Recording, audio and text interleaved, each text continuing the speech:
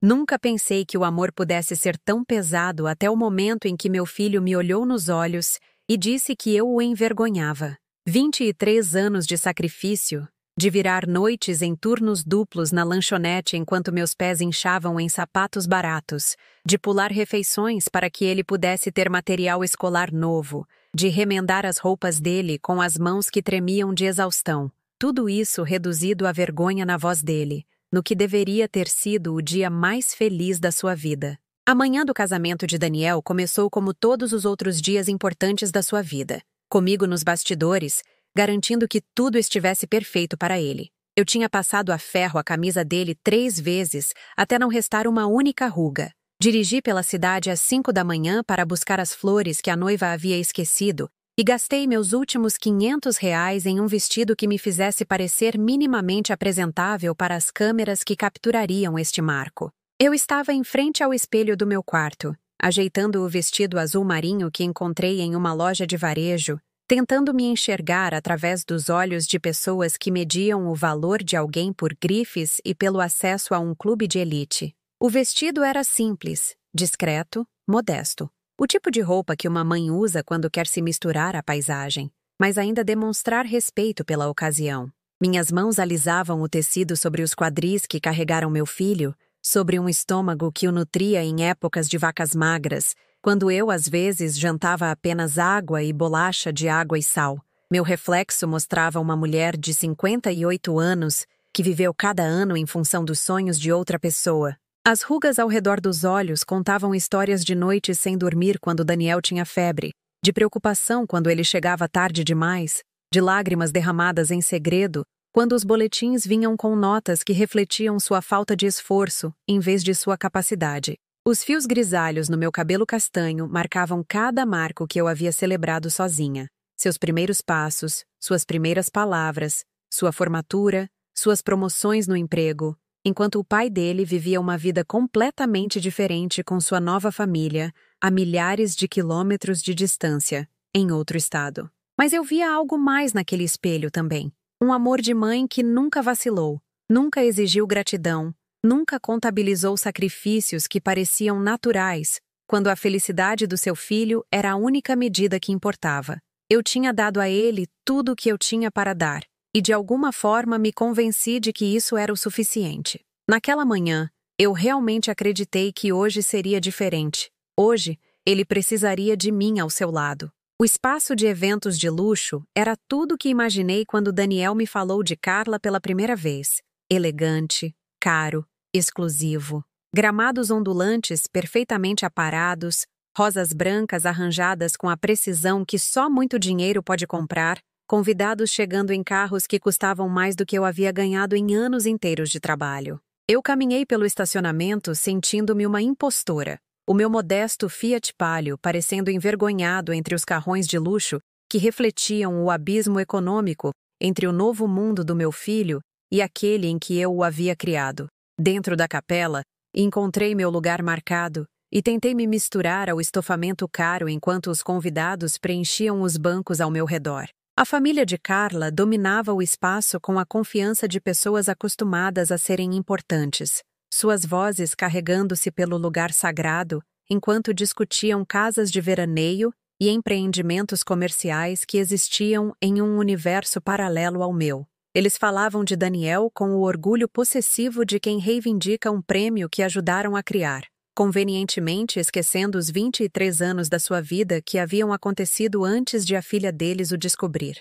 Observei a mãe de Carla, Patrícia, deslizar pelos preparativos com aquela graça espontânea de quem sempre teve secretárias e cabeleireiros à disposição. O vestido de grife dela devia custar mais do que meu aluguel do mês. Suas joias capturavam a luz com o brilho de pedras que nunca conheceram preocupação financeira. O cabelo caía em ondas perfeitas que falavam de idas semanais ao salão que eu não podia pagar nem para ocasiões especiais. Ela se movia pelo espaço como se fosse dona dele, dirigindo fotógrafos e acertando detalhes com a autoridade de alguém que nunca precisou pedir permissão para nada. Quando Daniel apareceu na frente da igreja, lindo em seu terno e irradiando a confiança de um homem que havia encontrado seu lugar no mundo, senti uma onda familiar de orgulho maternal misturada com outra coisa, uma consciência crescente de que este lugar que ele havia encontrado não parecia incluir espaço para a mulher que o havia ajudado a chegar lá. Ele escaneou os convidados reunidos com satisfação, seus olhos parando nos rostos que importavam para seu novo círculo social, pulando o meu como se eu fosse parte do cenário decorativo em vez da sua família convidada. A entrada começou com as madrinhas de Carla, jovens cuja juventude e privilégio se mostravam na beleza natural e nos vestidos caros. Elas caminharam pelo corredor com desenvoltura ensaiada, seguidas por Patrícia, que parecia flutuar em direção ao altar com a confiança serena de quem nunca duvidou da sua recepção em lugar nenhum. O fotógrafo capturava cada passo, cada sorriso, cada momento que seria preservado em álbuns e exibido em casas para as quais eu jamais seria convidada. Então, veio o momento que eu estava antecipando e temendo simultaneamente. Em todos os casamentos que eu já tinha ido, a mãe do noivo caminhava pelo corredor com orgulho, reivindicando seu lugar no novo capítulo do filho.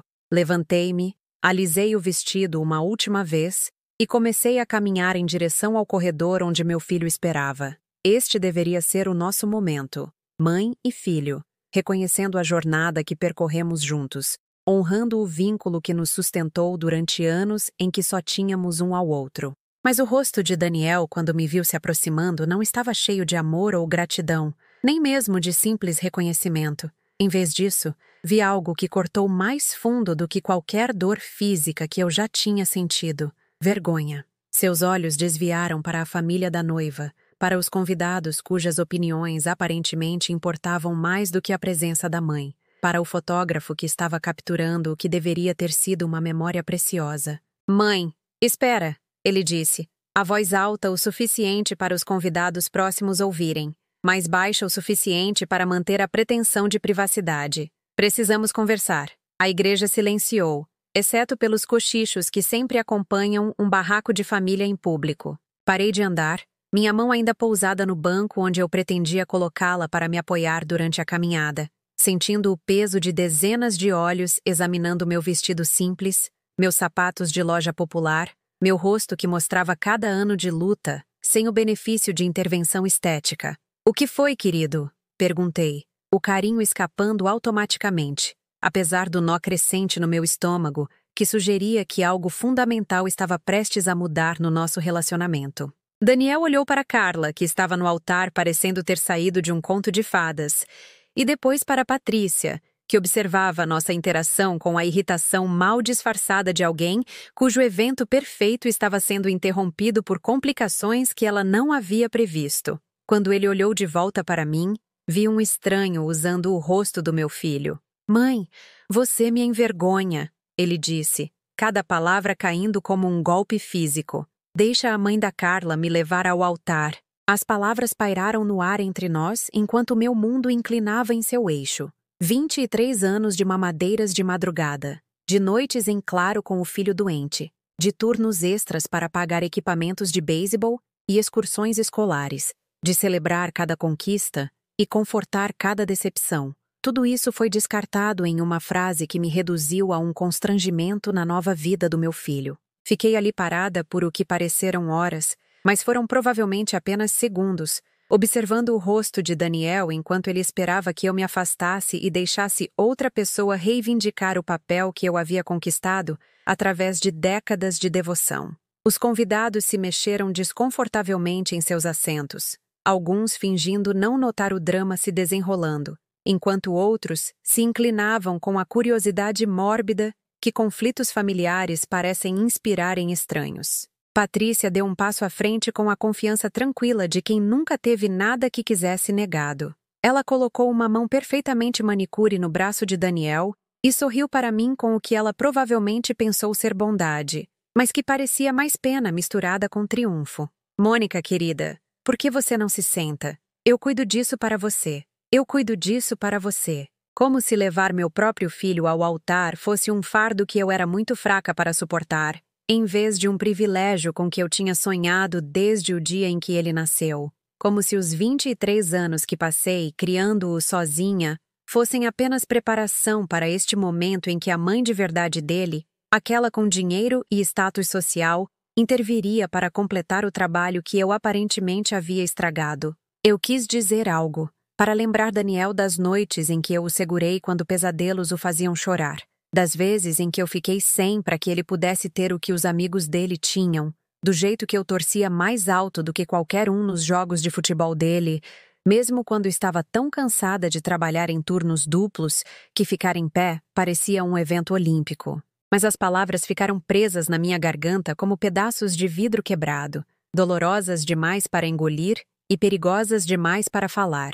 Em vez disso, eu assenti e me afastei, observando enquanto Patrícia tomava meu lugar ao lado do meu filho com a graciosidade de alguém nascida para ocupar espaços de honra. O fotógrafo ajustou sua posição para capturar este momento, e percebi que em todas as fotos de casamento que seriam exibidas na casa deles por anos, eu estaria ausente das mais importantes. Futuros netos olhariam para essas fotos e veriam Patrícia como a figura materna significativa na vida do pai deles, sem nunca saber da mulher que realmente o havia criado. Voltei para o meu assento marcado, não na seção da família onde as mães tradicionalmente se sentam, mas várias fileiras atrás, posicionada onde eu podia ver tudo, mas ser facilmente esquecida. O casal à minha frente sussurrou algo sobre barraquinho de família. E que climão! Suas vozes carregando o suficiente para eu ouvir. Concentrei-me em respirar, em manter a compostura que me fez passar por todas as outras situações impossíveis que a vida me jogou. A cerimônia seguiu com o tipo de perfeição impecável que muito dinheiro pode comprar. Patrícia levou Daniel ao altar com elegância ensaiada, seu sorriso radiante enquanto o entregava à noiva como um presente perfeitamente embrulhado que ela havia pessoalmente selecionado e preparado. Quando o celebrante perguntou quem estava dando sua bênção a Carla e Daniel, Patrícia e o pai de Carla falaram em uníssono, suas vozes fortes e seguras. Ninguém olhou na minha direção. Ninguém reconheceu que o homem que eles estavam abençoando tinha outra mãe presente. Durante a recepção, me encontrei relegada a uma mesa perto das portas da cozinha, sentada com parentes distantes e amigos da família, que pareciam igualmente confusos com seu posicionamento no que era claramente o cantinho do esquecimento da celebração do casamento. Os arranjos de mesa na nossa eram visivelmente menores do que nas mesas principais. Nosso serviço de jantar levemente atrasado. Nossas taças de champanhe cheias com uma safra diferente da que estava sendo servida aos convidados importantes. Da minha posição, eu tinha uma visão clara da mesa principal, onde Daniel e Carla se portavam como jovens da realeza, cercados por Patrícia e seu marido, os irmãos de Carla e o tipo de pessoas bem-sucedidas e atraentes que faziam vidas comuns parecerem desgrenhadas em comparação. Eles riam de piadas que eu não conseguia ouvir, compartilhavam histórias das quais eu não fazia parte e criavam memórias que os ligariam de maneiras que aparentemente não incluíam espaço para a mulher que havia dado a vida a Daniel. Observei Patrícia se inclinar para sussurrar algo no ouvido de Daniel e o rosto dele se iluminou com o tipo de risada deliciada que eu não via nele há meses. Quando ela se tornou a mulher cujas opiniões importavam para ele? Quando minha voz foi substituída pela dela nas conversas que moldavam suas decisões e coloriam sua visão de mundo? A resposta veio a mim com clareza brutal durante os brindes. Patrícia se levantou com a taça de champanhe erguida, sua voz ecoando facilmente pelo salão da recepção, enquanto ela falava sobre dar as boas-vindas a Daniel na família deles. Carla encontrou um homem maravilhoso, ela começou, seu tom caloroso e maternal. E não poderíamos estar mais felizes em chamá-lo de nosso filho. Nosso filho. Ela o havia reivindicado com 2 palavras simples, apagando minha existência com a confiança casual de alguém que nunca duvidou do seu direito de possuir o que quisesse. Os convidados aplaudiram. Daniel sorriu radiante, e eu percebi que estava testemunhando minha própria substituição em tempo real, realizada na frente de uma plateia que não via nada de errado com essa transferência de autoridade maternal. Quando o pai da noiva terminou seu discurso, esperei que alguém reconhecesse minha presença, que mencionasse a mulher que realmente havia criado o noivo, que me incluísse na narrativa de amor e família que estava sendo construída em torno da nova vida do meu filho. Mas os brindes seguiram para amigos, irmãos e parceiros de negócios, e eu permaneci invisível no meu canto perto da cozinha, segurando uma taça de champanhe que havia perdido o gás enquanto esperava por um reconhecimento que nunca veio. Mais tarde, quando a dança começou, observei Daniel se mover pelo salão com sua nova esposa, enquanto as famílias deles celebravam ao redor. Patrícia dançava com o marido, o rosto brilhando com a satisfação de um evento social bem-sucedido. O pai de Carla girava a filha enquanto câmeras capturavam cada momento.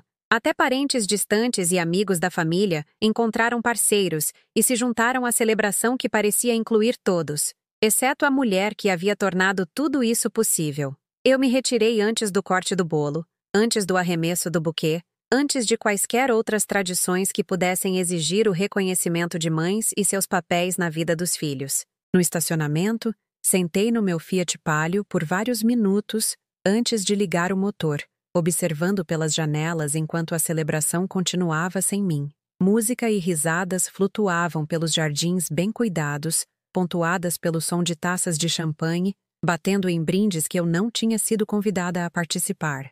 O caminho para casa me levou pelo conjunto de apartamentos onde Daniel e eu havíamos morado quando ele era pequeno. Um lugar modesto com paredes finas e problemas de manutenção que o síndico só resolvia quando ameaçado. Diminuí a velocidade ao passar pelo nosso antigo prédio, lembrando das noites em que eu trabalhava na mesa da cozinha depois de colocá-lo para dormir, equilibrando talões de cheque e planejando orçamentos que de alguma forma esticavam salários mínimos para tudo que um garoto em crescimento precisava. Aquele apartamento tinha sido cheio de amor, mesmo quando estava vazio de luxo. Fazíamos panquecas nas manhãs de domingo e chamávamos de nosso banquete especial de fim de semana. Construíamos cabanas de cobertor na sala de estar quando não podíamos pagar por filmes. Líamos livros da biblioteca juntos até ele ter idade suficiente para lê-los para mim. Essas eram as nossas tradições de família, criadas pela necessidade, mas sustentadas por afeto genuíno. Agora Daniel vivia em um mundo onde brunch de domingo significava restaurantes caros, onde o entretenimento era comprado em vez de criado, onde as tradições familiares vinham com etiquetas de preço que eu nunca seria capaz de bancar. Em algum momento, ele tinha aprendido a se envergonhar da mulher que lhe havia dado tudo o que tinha para dar, mesmo que tudo não fosse o suficiente para competir com o tipo de abundância que Patrícia podia proporcionar. Em casa, sentei-me à mesa da cozinha com uma xícara de chá e tentei processar o que havia acontecido. A casa parecia impossivelmente quieta após o barulho e o caos da recepção de casamento, sem ligações de parabéns de parentes que testemunharam minha humilhação, sem mensagens de texto de Daniel verificando se eu tinha chegado em casa em segurança, sem reconhecimento de que algo incomum havia ocorrido. Peguei o álbum de fotos que havia planejado dar a Daniel e Carla como presente de casamento. Fotos da sua infância, suas conquistas, a vida que construímos juntos quando éramos apenas nós dois contra o mundo. As imagens mostravam uma criança feliz sendo criada por uma mãe dedicada, mas aparentemente essa narrativa não se encaixava mais na história que ele queria contar sobre suas origens. O álbum parecia pesado nas minhas mãos, carregado com memórias que aparentemente se tornaram constrangimentos em vez de tesouros. As semanas que se seguiram ao casamento trouxeram um silêncio que eu não esperava. Nenhuma ligação de agradecimento pelo presente caro que eu havia juntado dinheiro para comprar. Nenhuma foto compartilhada da lua de mel que eu ajudei a financiar, deslizando para Daniel R$ 500 para algo especial na semana anterior à cerimônia. Nenhum convite para os jantares de recém-casados sobre os quais eu ouvia através de menções casuais quando ligava para saber dele. Quando finalmente consegui falar com Daniel por telefone, 3 semanas após seu retorno da Toscana, sua voz carregava a polidez distante usualmente reservada para telemarketing ou vendedores indesejados. "Oi, mãe", ele disse, e até essas 2 palavras pareciam uma obrigação em vez de uma expressão de conexão. "Como estão as coisas?" Eu queria contar a ele sobre a promoção que finalmente recebi na lanchonete depois de 6 anos pedindo, sobre o pequeno triunfo de ser nomeada funcionária do mês pela 3ª vez, sobre o jeito que a dona Peterson, da casa vizinha, perguntou sobre ele e enviou seus parabéns pelo casamento. Em vez disso, me vi fazendo chit-chat sobre o clima e fazendo perguntas cuidadosas sobre sua nova vida que não soassem muito intrusivas ou carentes. "Como está o casamento?" Perguntei, querendo genuinamente ouvir que ele estava feliz, que a escolha de me excluir dos seus momentos importantes havia pelo menos resultado na alegria que ele estava buscando. Está ótimo, mãe. Ótimo mesmo. A família da Carla tem sido incrível. Patrícia tem nos ajudado a procurar uma casa no bairro dela, e o marido dela tem alguns contatos de negócios que podem ser perfeitos para meu próximo passo na carreira. A voz dele se aqueceu quando ele falou sobre a generosidade de Patrícia, carregando um entusiasmo que eu não ouvia dele há meses quando falava comigo. Cada menção a Patrícia parecia uma pequena faca girando no meu peito. Ela havia se tornado a figura materna que podia oferecer a ele coisas que eu nunca poderia. Contatos profissionais, conselhos imobiliários, entrada em círculos sociais onde o sucesso era medido por bairros de alto padrão e clubes de elite. Eu era a mãe que o ensinou a amarrar os sapatos e o ajudou com o dever de casa. Ela era a mãe que podia elevar seu status e abrir portas que eu nem sabia que existiam. Isso parece maravilhoso, querido, consegui dizer, engolindo as perguntas que eu realmente queria fazer. Quando eu veria a casa nova deles? Haveria espaço para visitas da sua mãe de verdade? O bairro de Patrícia acolhia pessoas como eu? Ou eu seria outro constrangimento para gerenciar quando chegasse a hora das reuniões de família? A conversa durou exatamente 8 minutos. Eu sabia porque fiquei olhando para o relógio da cozinha o tempo todo, observando os minutos passarem enquanto meu filho cumpria o que parecia ser uma ligação por dever, em vez de um desejo de se conectar com a mulher que o havia criado. Quando ele disse que precisava ir porque a família de Carla estava vindo jantar, eu desejei uma ótima noite e desliguei, sentindo-me mais sozinha do que desde que o pai dele havia ido embora, 23 anos atrás. Comecei a notar o padrão depois disso. Daniel ligava a cada poucas semanas, sempre em momentos em que a conversa não podia durar muito. Manhãs de domingo, quando estavam a caminho do brunch com Patrícia e o marido dela. Terças-feiras à noite, quando tinham planos de jantar com a irmã de Carla e o marido. Sextas-feiras à tarde, quando estavam se preparando para eventos de fim de semana com seu novo círculo social. O momento parecia deliberado, como se ele estivesse marcando uma obrigação na sua lista, enquanto garantia que nossas interações não pudessem se aprofundar ou se tornar mais significativas. Quando sugeri sairmos para almoçar, apenas nós dois, como costumávamos fazer quando ele era solteiro e morava perto, a resposta de Daniel veio com uma fluidez ensaiada que sugeria que ele havia antecipado este pedido e preparado sua resposta. As coisas estão muito corridas agora, mãe. Você entende. Talvez quando tudo se acalmar um pouco, mas as coisas nunca pareciam se acalmar.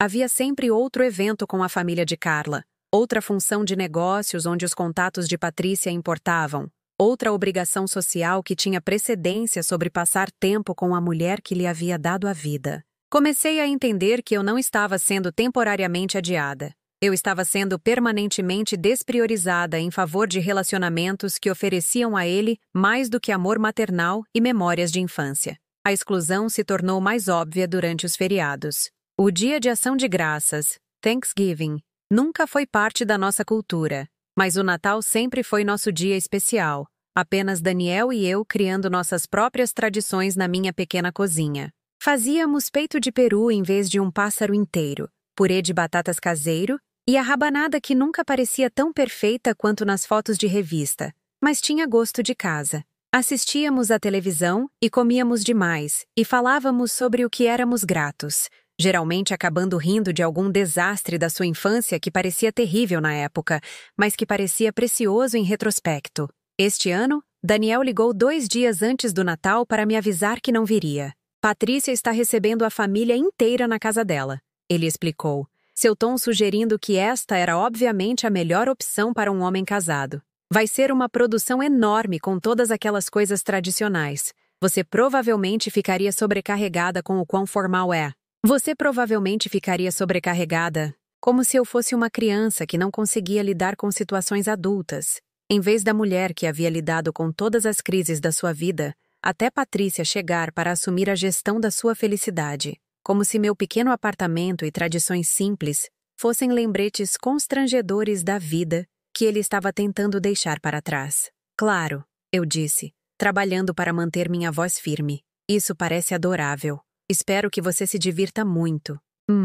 Talvez a gente possa se ver no dia seguinte, ele ofereceu, provavelmente reconhecendo que abandonar completamente sua mãe nos feriados o faria parecer insensível para sua nova família. Carla e eu poderíamos passar um pouco se não estivermos muito cansados. Se eles não estivessem muito cansados. Depois de passar o dia com pessoas que importavam, eles poderiam ter energia suficiente sobrando para uma breve visita com a mulher que o havia criado. A oferta parecia mais insultante do que nenhuma oferta. Um gesto de caridade para alguém cuja companhia se tornou um fardo em vez de um prazer. Passei o Natal sozinha pela primeira vez em 23 anos, comendo uma fatia de panetone e assistindo a programas de televisão que não conseguiam preencher o silêncio deixado pela ausência de Daniel. Dona Patterson me convidou para me juntar à família dela, mas sentar à mesa de uma estranha só teria enfatizado o quão completamente eu havia sido deslocada na vida do meu próprio filho.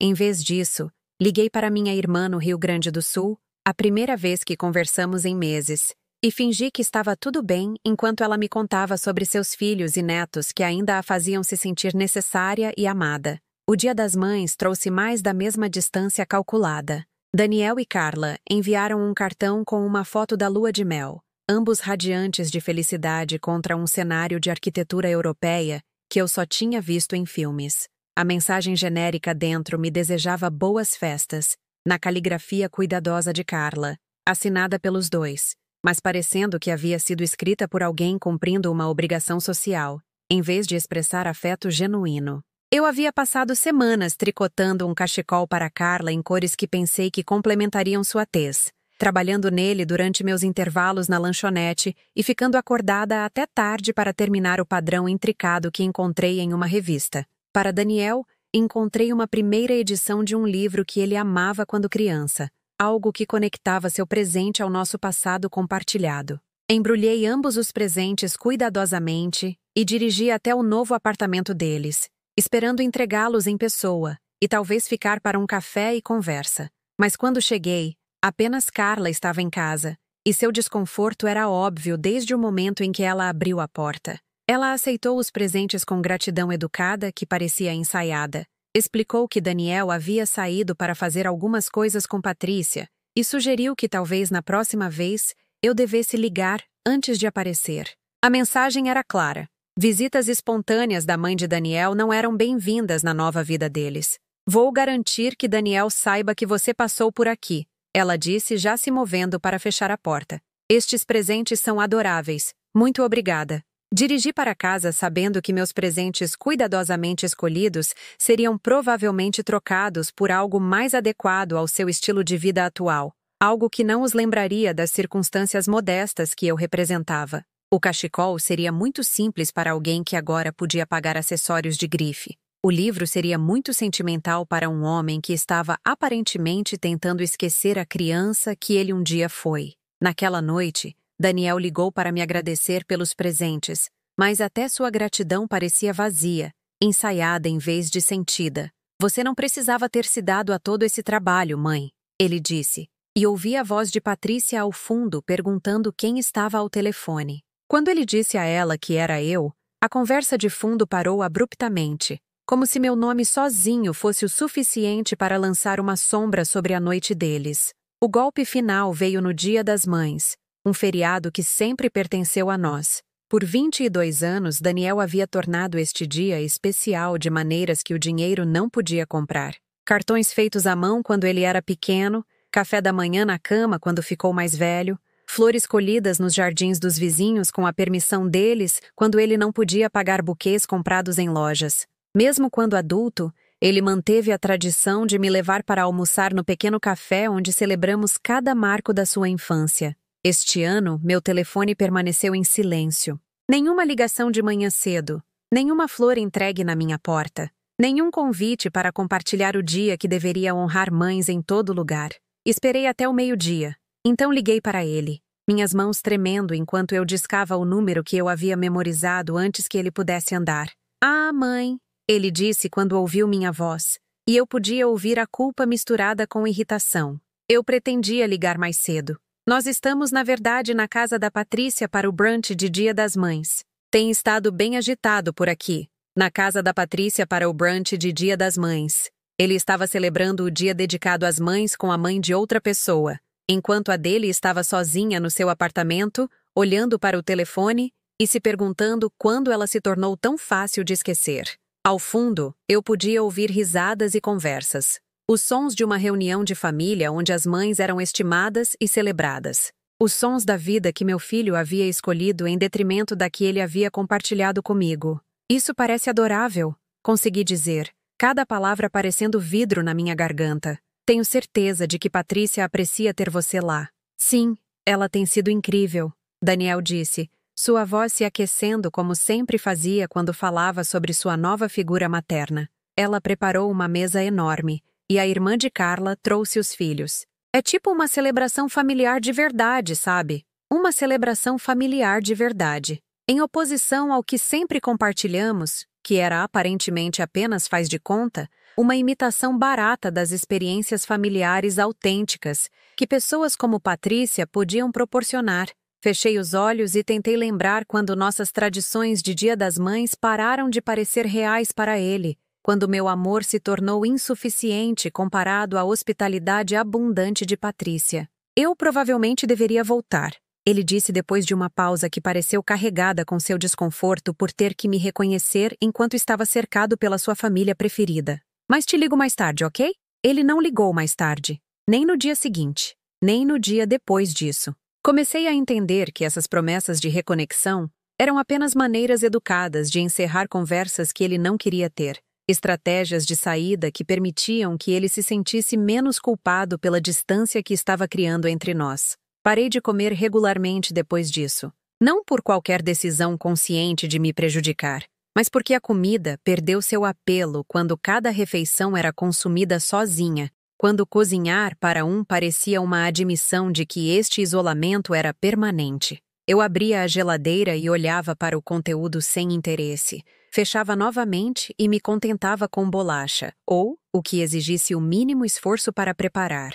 Minha supervisora na lanchonete, Janete, em PTBR, notou a perda de peso antes de mim. Mônica, querida, você está se sentindo bem?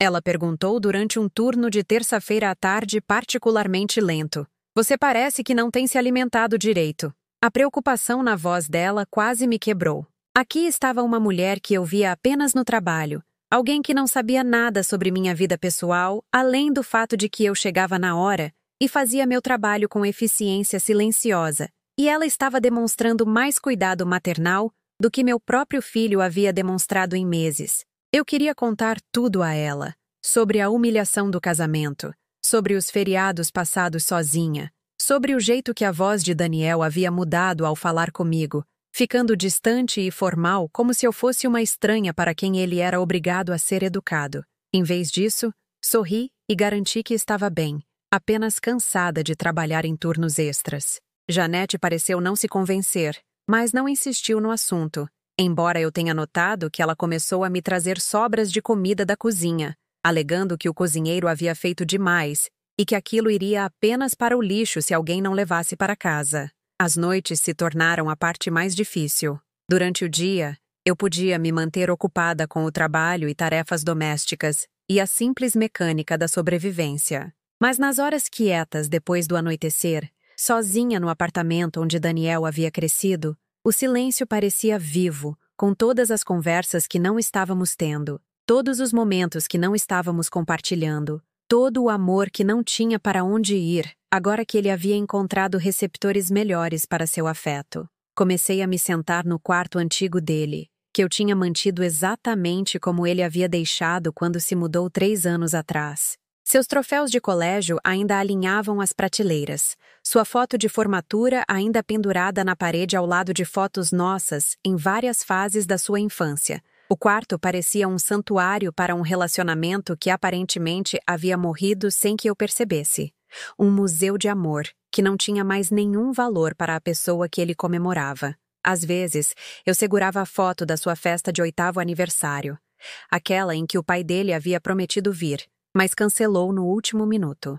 O rosto de Daniel naquela foto mostrava uma decepção que eu tentei tanto curar, organizando uma celebração improvisada com bolo da padaria do supermercado e decorações da loja de R$ 1,99. Ele me abraçou tão apertado naquele dia, me disse que eu era a melhor mãe do mundo, que ele não precisava de mais ninguém contanto que me tivesse. Olhando para aquela foto agora, eu me perguntava quando aquela lealdade feroz havia se transformado em constrangimento, quando eu parei de ser o suficiente para o filho que um dia pensou que eu podia consertar qualquer coisa. O garotinho na foto não teria entendido o homem que ele se tornou, não teria reconhecido o filho que podia dispensar o amor da sua mãe tão facilmente quanto descartaria roupas que não serviam mais. Eu me pegava dirigindo em frente à casa de Patrícia às vezes, não perseguindo ou planejando qualquer confronto, apenas tentando entender o que ela tinha que me faltava. A casa era tudo que a minha não era: grande,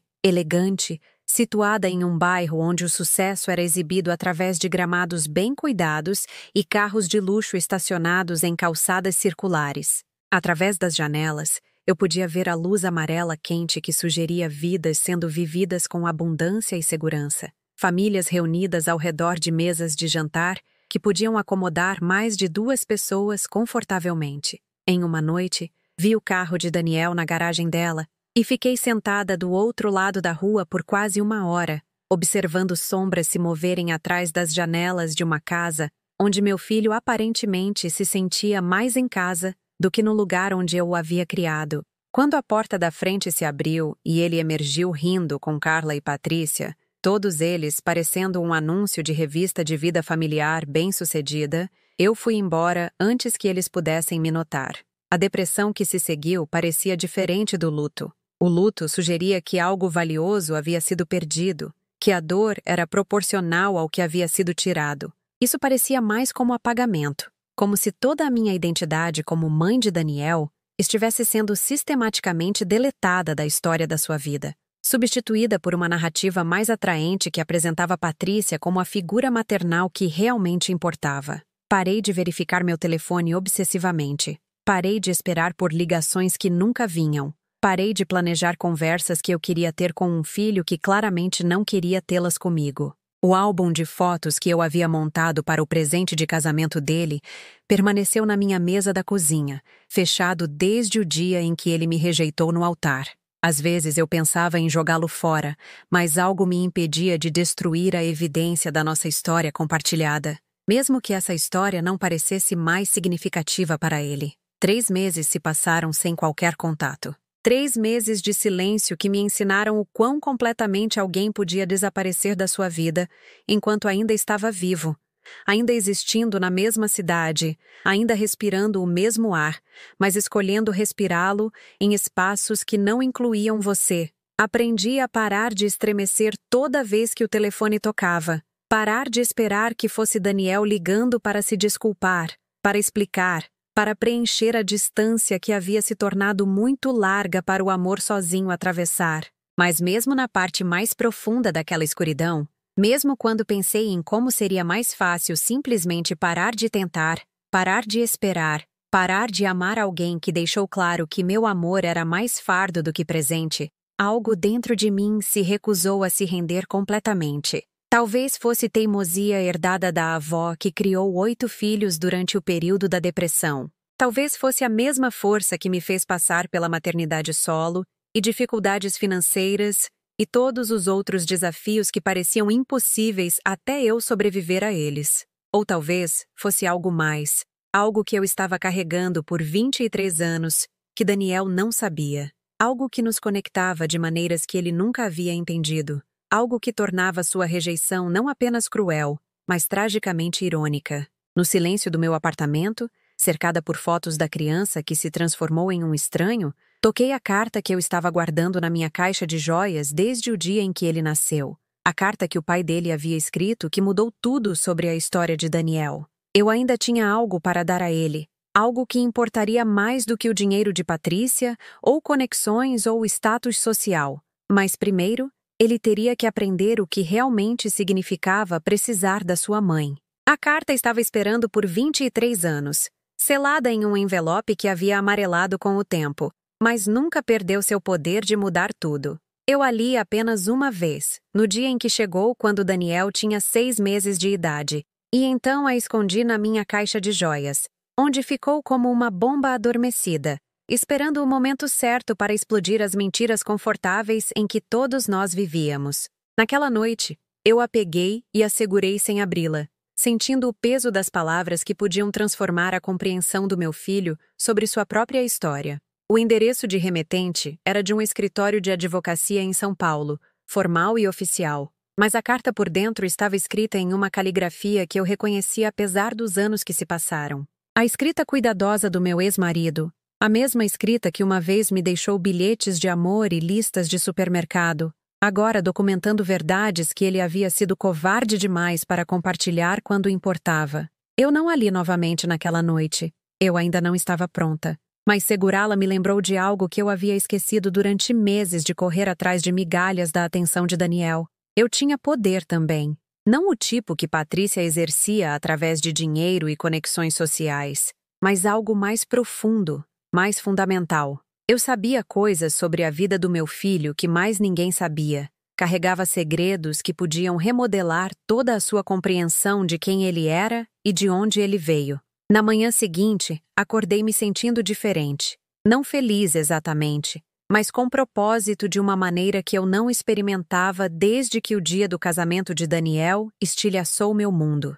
Em vez de pegar meu telefone para verificar mensagens que não estariam lá, preparei café e sentei-me à mesa da cozinha pensando sobre o que eu havia observado ao longo dos últimos meses de ser sistematicamente apagada da vida do meu filho. Eu estava tão focada na dor da rejeição que perdi alguns detalhes importantes. Como a voz de Daniel carregava uma tensão sutil quando ele falava sobre sua nova vida. Como se estivesse performando felicidade em vez de vivê-la. Como suas ligações, por mais raras que fossem, sempre vinham quando ele estava sozinho. Nunca quando Carla ou Patrícia estavam por perto para ouvir o lado dele da conversa. Como ele começou a usar frases que não soavam como ele, jargão corporativo aprendido com o marido de Patrícia, expressões sociais emprestadas de pessoas que nunca haviam lutado por nada. Ele estava se transformando para se encaixar no mundo delas, e o processo estava custando pedaços de quem ele realmente era. O Daniel que eu criei tinha sido gentil,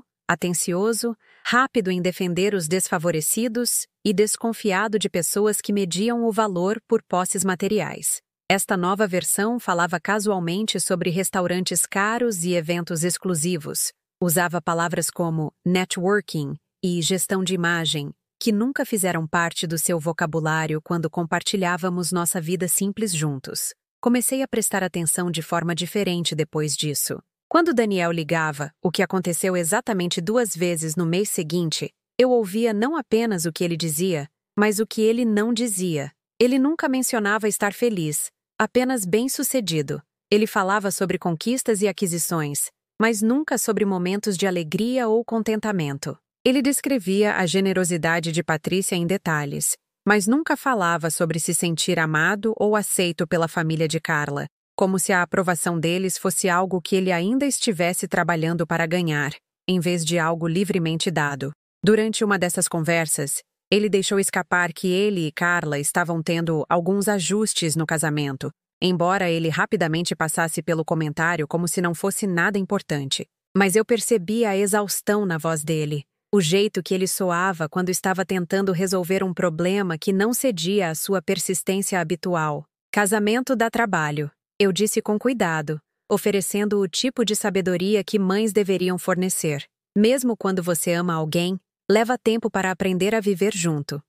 Eu acho. Ele respondeu, mas seu tom sugeria que ele não estava encontrando muito conforto no aspecto de dar trabalho do relacionamento deles. Patrícia diz que é normal para recém-casados passarem por fases difíceis. Patrícia diz. Tudo na vida dele agora parecia filtrado pelas opiniões de Patrícia, seus conselhos, sua interpretação do que era normal e aceitável.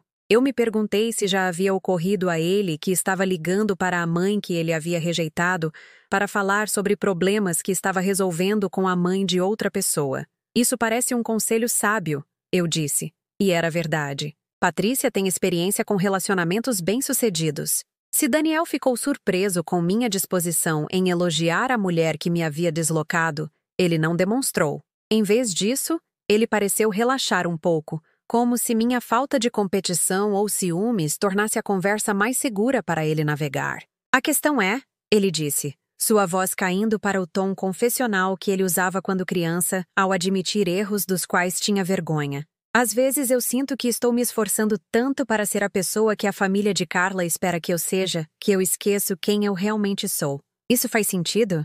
Fazia sentido perfeito. Era exatamente o que eu havia observado durante aqueles meses, assistindo-o se transformar para se encaixar no mundo de Patrícia, trocando pedaços do seu eu autêntico por acesso ao círculo social e vantagens materiais delas. Mas a velha Mônica teria se apressado em tranquilizá-lo, em dizer a ele que ele era perfeito exatamente como era, para oferecer soluções e conforto sem ser pedida. Esta Mônica disse, isso parece difícil. O que você acha que está causando esse sentimento? A pergunta o forçou a pensar, em vez de simplesmente descarregar suas emoções em mim. Exigiu que ele examinasse seu próprio papel na criação da situação da qual ele estava reclamando. Eu podia ouvi-lo respirar do outro lado da linha, trabalhando em ideias que ele aparentemente nunca havia articulado antes. Eu acho que... Eu estava tão focado em impressioná-los que parei de pensar no que eu realmente queria, ele disse lentamente. A família de Patrícia tem todas essas expectativas, esses jeitos de fazer as coisas que deveriam ser melhores do que aquilo com que eu cresci. Mas às vezes eu sinto falta de... Ele parou, deixando a frase inacabada, mas eu sabia o que ele estava prestes a dizer. Às vezes ele sentia falta da simplicidade da nossa vida antiga, da autenticidade das tradições que não exigiam performance ou melhoria, da aceitação incondicional que ele havia dado como garantida, até trocá-la por aprovação condicional que tinha que ser constantemente conquistada. Mudar pode ser difícil, eu disse gentilmente, mesmo quando é uma mudança que escolhemos. Conversamos por 20 minutos, mais tempo do que qualquer conversa que tivemos desde o casamento dele. Mas desta vez, eu não estava desesperadamente tentando prolongar o contato ou extrair promessas sobre futuras ligações. Eu ouvia quando ele falava, respondia com tato quando ele fazia perguntas, e deixei que silêncios confortáveis existissem sem me apressar em preenchê-los com minhas próprias necessidades de conexão. Quando ele desligou, eu pude perceber que algo havia mudado. Ele ligou esperando encontrar a mesma mãe desesperada e condescendente que ele vinha evitando. Alguém cujas necessidades emocionais fariam seus problemas parecerem mais pesados em vez de mais leves. Em vez disso, ele havia encontrado uma mulher que podia ouvir sem julgar, oferecer perspectiva sem pressão e fornecer o tipo de presença calma que tornava conversas difíceis gerenciáveis, em vez de avassaladoras. Nas semanas seguintes, ele ligou mais 3 vezes. Conversas curtas, sempre iniciadas quando estava sozinho, sempre focadas em suas lutas para equilibrar seu eu autêntico com as expectativas da sua nova família. Eu podia ouvi-lo começando a confiar em mim novamente, não como a mãe carente da qual ele havia se envergonhado, mas como alguém que poderia ter uma sabedoria que valia a pena ouvir. Durante a 4ª ligação, ele disse algo que revelou o quanto sua percepção de mim estava mudando. Você parece diferente, mãe, mas, sei lá, mais confiante ou algo assim, como se você estivesse bem comigo na sua vida ou não. A observação era precisa, embora ele não entendesse o que havia criado essa mudança. Eu estava bem com ou sem ele na minha vida, não porque eu amava menos, mas porque havia redescoberto a força que me carregou pela maternidade solo e dificuldades financeiras, e todos os outros desafios que pareciam impossíveis até eu sobreviver a eles. Eu tinha parado de medir meu valor pela aprovação dele e comecei a lembrar de quem eu era antes que a opinião dele se tornasse o centro do meu universo. Eu aprendi algumas coisas sobre mim mesma no último ano, eu disse a ele. Às vezes, a distância pode clarear o que realmente importa. O que realmente importava era a verdade da qual eu o estava protegendo durante toda a sua vida. A carta que esperava na minha bolsa como uma arma carregada que eu não havia decidido se dispararia. Mas eu podia ver agora que o momento para essa revelação estava se aproximando, construindo-se através dessas conversas, onde ele estava lentamente redescobrindo a mãe que ele havia dispensado como constrangedora e desnecessária. A crise que forçaria tudo a vir à tona veio 2 semanas depois, embora eu não a reconhecesse como tal quando Janete me ligou em casa no meu dia de folga. Mônica, querida, acabei de ver algo nas notícias que me fez pensar em você. O casamento do seu filho não foi naquele hotel chique no centro? O Gran Palazzo? Meu sangue gelou. O Gran Palazzo era onde Daniel e Carla haviam feito a recepção, onde eu fui relegada a uma mesa perto da cozinha enquanto Patrícia fazia o papel de mãe orgulhosa. Era também onde o marido de Patrícia conduzia a maioria dos seus negócios, onde a família deles celebrava todas as suas ocasiões importantes, onde Daniel havia sido apresentado ao círculo social que se tornou seu novo mundo. Sim, eu disse, já pegando o controle remoto da televisão. Por quê? Tem algum tipo de escândalo, Janete disse, sua voz carregando a mistura de preocupação e curiosidade que acompanhava notícias dramáticas de outras pessoas. Algo sobre acusações de fraude, investigadores federais. O proprietário foi preso. Encontrei a cobertura de notícias e assisti em silêncio atordoado, enquanto repórteres descreviam um elaborado esquema financeiro que vinha operando fora do Hotel Gran Palazzo por anos.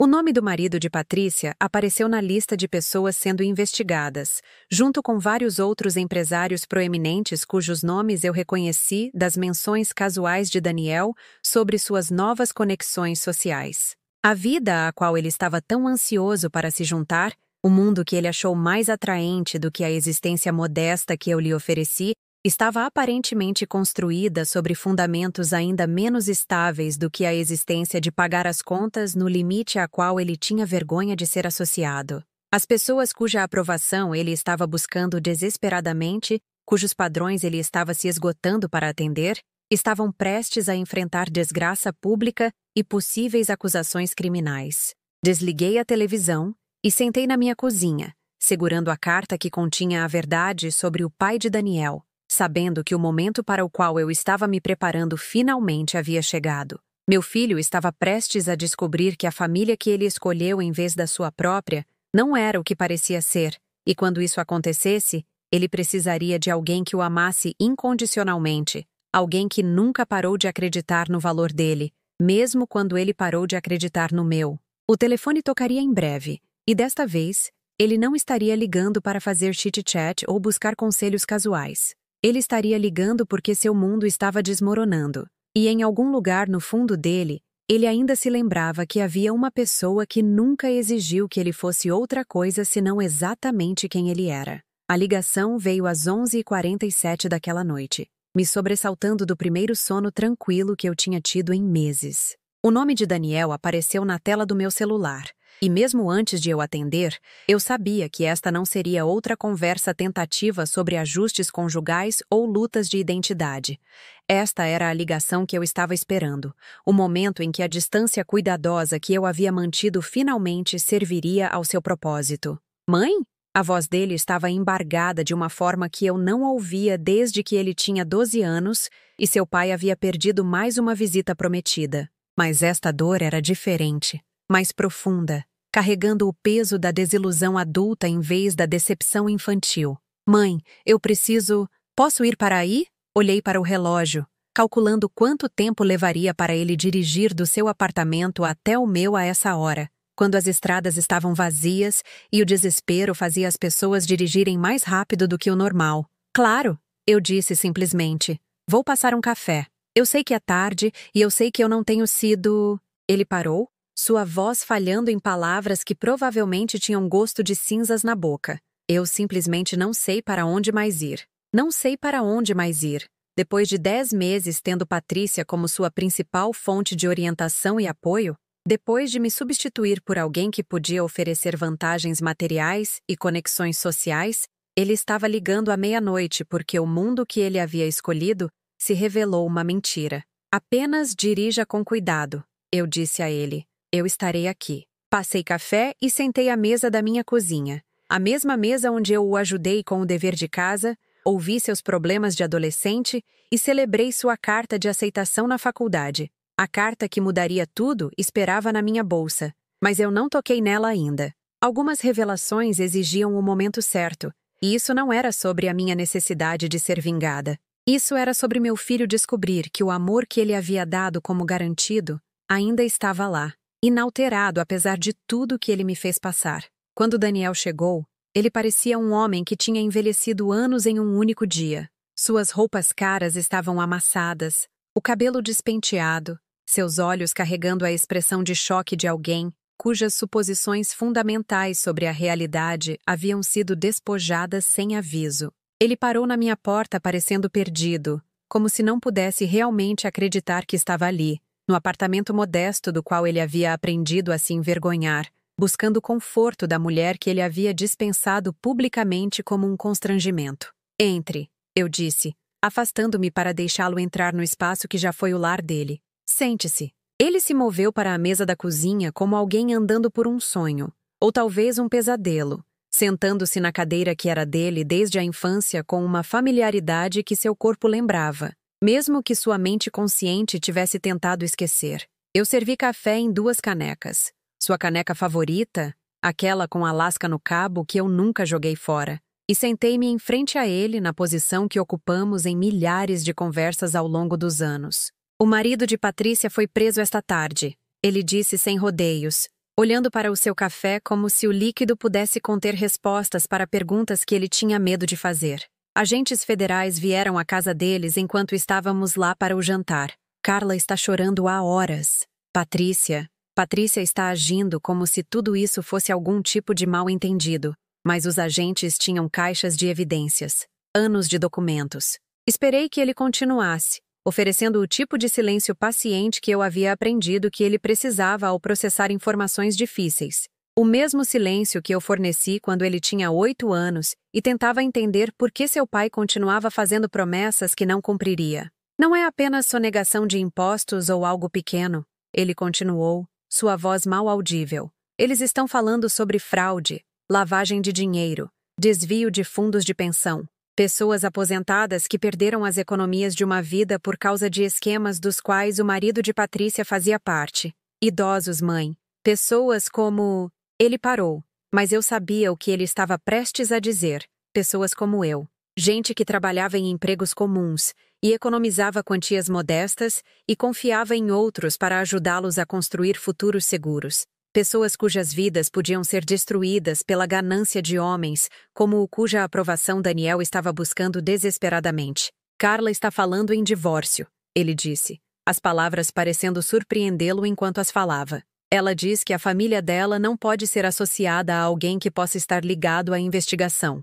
O advogado de Patrícia disse a ela para cortar todos os laços com qualquer pessoa que possa complicar a defesa legal deles. Cortar todos os laços. Depois de menos de 1 ano de casamento, depois que Daniel remodelou toda a sua identidade para se encaixar no mundo deles, eles estavam se preparando para descartá-lo no momento em que sua associação se tornou inconveniente. O amor condicional que ele escolheu, em vez da minha devoção incondicional, estava revelando sua verdadeira natureza quando testado por uma crise real. Eu sinto muito, eu disse, e era sincero. Não por o mundo falso deles estar desmoronando, mas genuinamente por meu filho estar sentindo a dor de ser abandonado por pessoas em quem ele confiava, a traição de descobrir que relacionamentos que ele valorizava eram construídos em utilidade em vez de amor. O pior, Daniel disse, sua voz embargada pela emoção que ele estava segurando o dia todo, é que eu consigo ver agora como eu fui estúpido, como eu joguei fora a única coisa real na minha vida por isso. Por pessoas que nunca se importaram de verdade comigo, apenas com o que eu podia fazer por elas. Ele olhou para mim então, realmente olhou para mim pela primeira vez desde o dia do seu casamento, e eu vi o reconhecimento amanhecendo nos seus olhos. Reconhecimento da mulher que o criou, que sacrificou tudo pela felicidade dele, que o amou através de cada fase e erro, sem nunca pedir que ele ganhasse esse amor ou provasse que o merecia. Eu fui horrível com você, ele disse, lágrimas finalmente escorrendo. No casamento e nestes últimos meses, tratando você como se fosse algo para se envergonhar, em vez da pessoa que me deu tudo.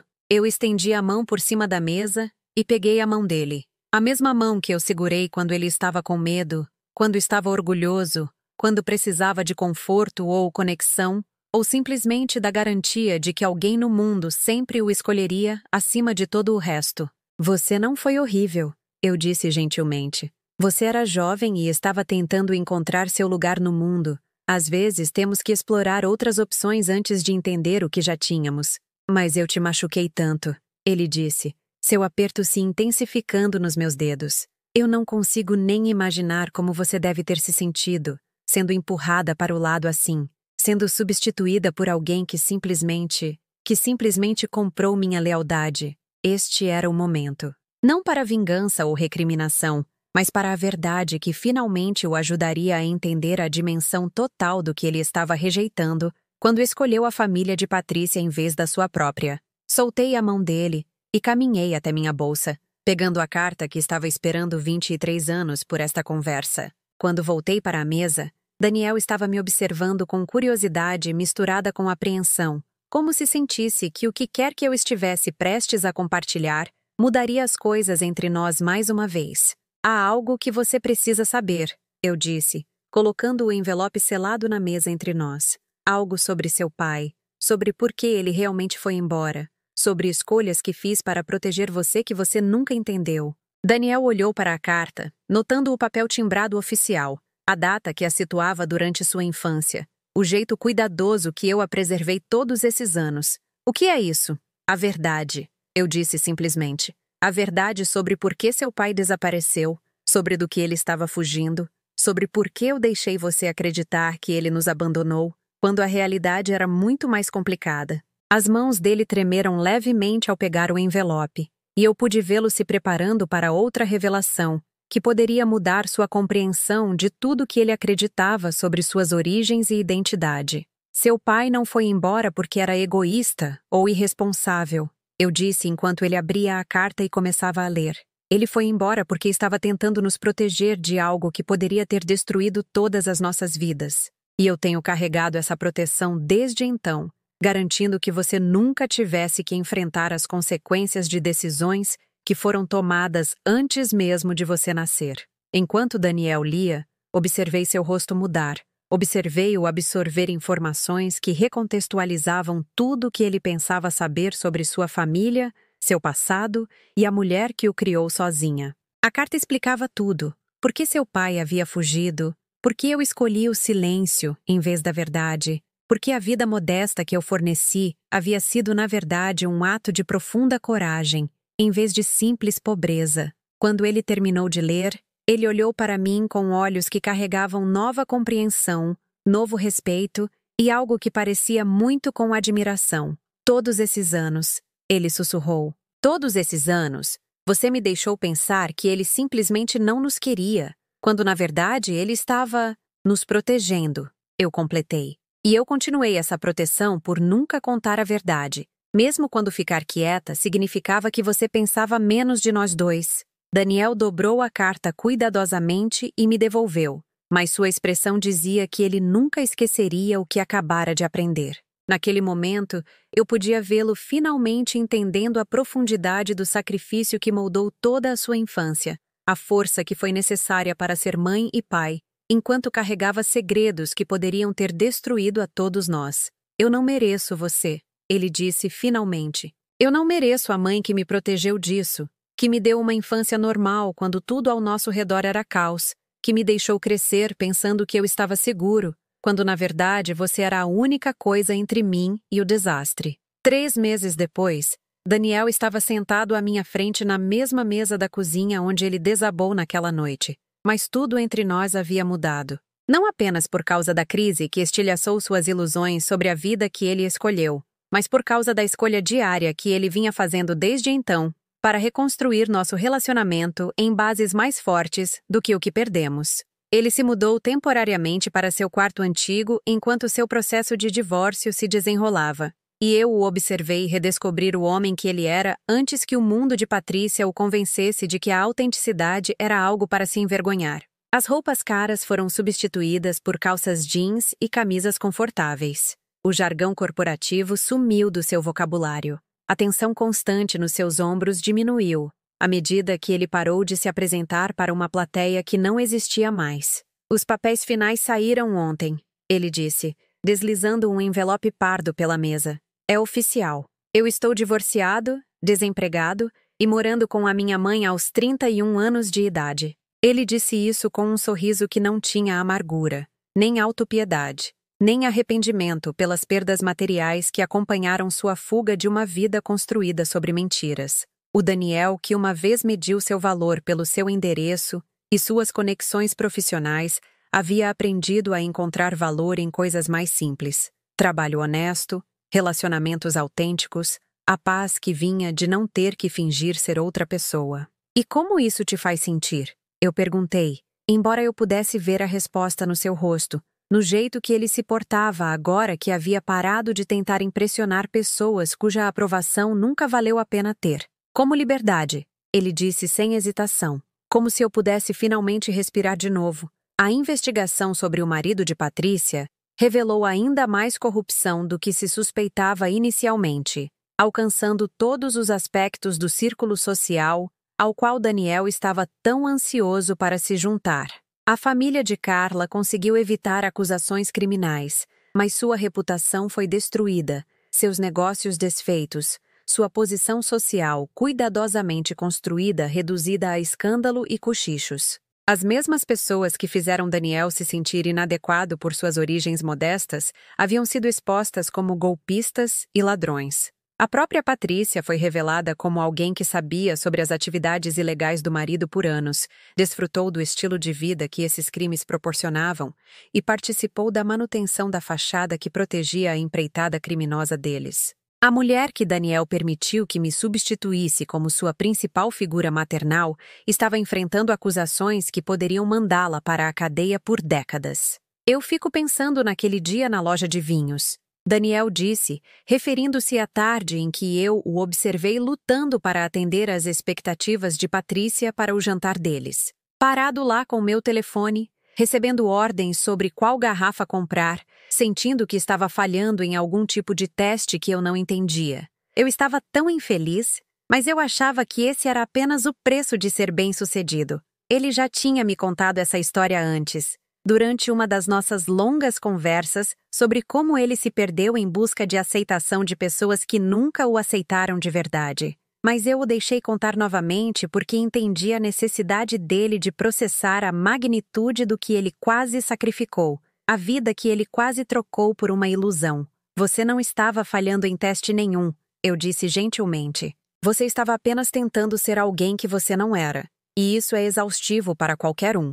O emprego que Daniel encontrou não pagava tanto quanto sua posição na empresa do marido de Patrícia, mas era um trabalho honesto com uma pequena empresa de contabilidade que atendia empresas locais, em vez de clientes ricos que buscavam maneiras de esconder seus bens. Seus novos colegas de trabalho eram gente que trazia marmita para o almoço e dirigia carros práticos e mediam o sucesso pelo fato de poderem pagar férias com a família, em vez de ter a capacidade de frequentar clubes exclusivos. Mais importante, era um trabalho que o deixava dormir tranquilamente à noite, sabendo que suas atividades profissionais não estavam prejudicando ninguém, não estavam contribuindo para esquemas que roubavam de aposentados ou fraudavam investidores ou possibilitavam o tipo de roubo sistemático que havia financiado o estilo de vida de Patrícia. Meu novo chefe me ofereceu uma promoção ontem, ele disse. E eu podia ouvir o orgulho genuíno na voz dele. Nada muito. Apenas um passo à frente com um pequeno aumento e mais responsabilidade. Mas quando ele me disse que eu mereci por bom trabalho e confiabilidade, eu me senti melhor do que jamais me senti quando o marido de Patrícia me prometia parcerias que eu teria que comprometer minha integridade para merecer. Tivemos muitas conversas como essa nos últimos meses. Daniel trabalhando sua compreensão do que deu errado em sua busca por uma vida que parecia mais atraente do que a que eu forneci. Eu ouvi sem julgamento, ofereci perspectiva sem lições de moral e o observei crescer em alguém que podia apreciar o que sempre teve, em vez de focar no que ele achava que lhe faltava. O acordo judicial do seu divórcio foi menor do que ele esperava, mas maior do que ele precisava. Carla ficou com a maioria dos bens compartilhados. Mas Daniel descobriu que não sentia falta dos móveis caros e eletrodomésticos de luxo que pareciam tão importantes quando os selecionaram juntos. Ele usou sua parte do acordo para quitar seus empréstimos estudantis e guardar dinheiro para uma entrada em uma casa pequena. Nada parecido com a mansão de Patrícia, mas algo que seria dele, conquistado por trabalho honesto e comprado com dinheiro limpo. Eu tenho pensado no que você disse, ele continuou, sobre como alguns tipos de amor não podem ser comprados ou substituídos. Eu passei tanto tempo procurando por upgrades que nunca apreciei o que eu já tinha. Este foi o mais próximo que ele chegou de se desculpar pela maneira como me tratou. Embora tivéssemos superado a necessidade de desculpas formais meses atrás, suas ações falavam mais alto do que as palavras poderiam. A conversa diária durante o café da manhã, o jeito que ele assumiu as compras de supermercado e o preparo do jantar, o prazer óbvio que ele tinha em simplesmente estar no mesmo espaço com a mãe que ele quase perdeu por causa do seu próprio erro de julgamento. Eu preciso te dizer algo, eu disse, estendendo a mão para a dele por cima da mesa. Algo que eu deveria ter dito meses atrás, quando você estava se culpando pelas escolhas que fez. A atenção de Daniel focou completamente em mim. A mesma concentração intensa que ele mostrava quando criança, ao ter algo importante para eu lhe dizer. Eu tenho orgulho de você, eu disse, observando seus olhos se arregalarem de surpresa. Não apenas orgulho de como você lidou com esta crise, mas orgulho da coragem que foi preciso para se afastar daquela vida quando você percebeu que não era certa para você. Muitas pessoas teriam tentado racionalizar para continuar algo que parecia errado, porque parecia certo por fora. Mas eu te machuquei tanto, ele protestou. Eu joguei fora tudo que você me deu por pessoas que não se importavam de verdade comigo. Você explorou opções. Eu corrigi gentilmente. Você testou limites. Você cometeu erros e aprendeu com eles. É isso que as pessoas fazem quando estão crescendo, mesmo quando o fazem mais tarde do que gostaríamos. Eu apertei a mão dele, sentindo os calos que ele havia desenvolvido com seu novo emprego, marcas honestas de trabalho honesto que significavam mais para mim do que as mãos macias de alguém cujo trabalho nunca deixava evidência física. Além disso, eu continuei, se você não tivesse passado por tudo isso, você nunca poderia ter entendido o que realmente valorizava. Às vezes temos que perder algo antes de podermos apreciar totalmente o seu valor.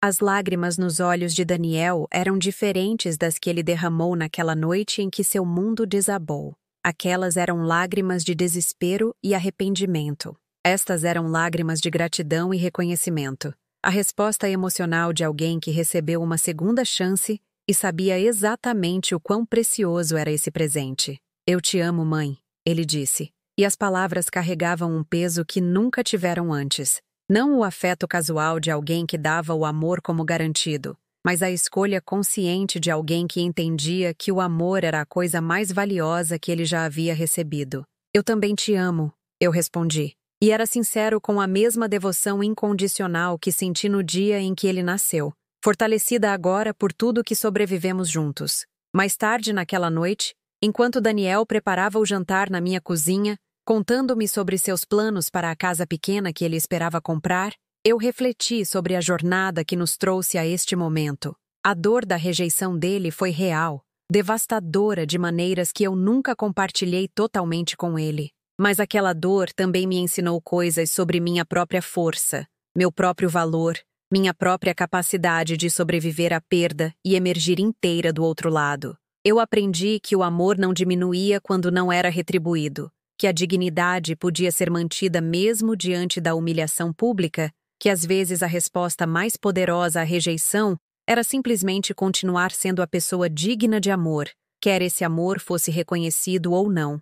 A carta do pai de Daniel permaneceu na minha caixa de joias, seus segredos compartilhados, mas sua presença física ainda servindo como um lembrete das escolhas que as mães fazem para proteger seus filhos, mesmo quando essa proteção não é reconhecida. Daniel entendia agora o que essa proteção custou, que força exigiu, que amor motivou cada sacrifício que fiz para lhe dar uma infância normal, apesar do caos que cercou suas origens. Enquanto eu observava meu filho se mover confortavelmente pela cozinha, que foi seu primeiro lar, planejando um futuro construído sobre valores autênticos em vez de status artificial, percebi que a justiça havia sido feita afinal, não através de vingança ou confronto dramático, mas através da persistência silenciosa do amor real superando suas alternativas artificiais. A mulher, que foi considerada insuficiente para a vida elevada do seu filho, havia sido revelada como exatamente suficiente para cada desafio que a vida pudesse apresentar. E o filho, que uma vez teve vergonha da simplicidade da sua mãe, aprendeu a valorizar a força e a sabedoria que essa simplicidade sempre representou. Algumas histórias terminam com revelações explosivas que mudam tudo em um único momento. Esta terminou com algo melhor. A escolha diária de valorizar o que importa, de escolher a substância em vez da aparência, de reconhecer que as coisas mais preciosas na vida são geralmente aquelas que somos tentados a dar como garantidas. No final, eu também encontrei algo melhor. Não um filho diferente, mas o mesmo filho com os olhos finalmente abertos para o que esteve ali o tempo todo.